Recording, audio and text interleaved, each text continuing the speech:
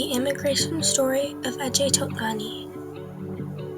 Aanya was born in Jamshedpur, India on October 16, 1972. He lived in a small apartment with two brothers, one sister, and his parents. He and his siblings went to an Irish Catholic school, but it was different because they were taught their own religion. The reason he came to America was because there were better school opportunities than there were in India. When he left, he was 17 years old. It was hard to leave his home. He had high expectations and knew it wouldn't be like any place he had ever seen before. He was going to travel alone and leave all of his family and friends behind. The actual trip was rough. It was his first time going on a plane, so he missed many of his flights. The first flight was from Jamshedpur to Tokyo. His second flight was from Tokyo to LA. And the last flight was from LA to Albuquerque. Another challenge was being vegetarian. It was very hard for him to find things to eat on his flights. There was nothing for vegetarian passengers on one of his flights, so he couldn't eat for over a day.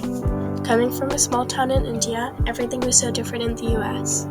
But it was also exciting because he wasn't the only person in his class from a foreign country. He and his friends helped each other get used to the new school. He always felt at home around them. Many things surprised him when he arrived.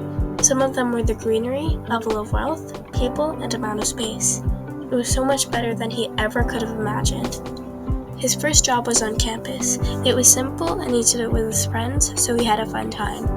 All he did was make people's beds or direct people where they needed to go, but he said he loved it.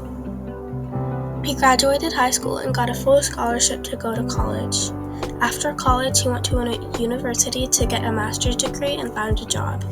He didn't like university or his new job. He thought they were boring, but there was nothing he could do about it.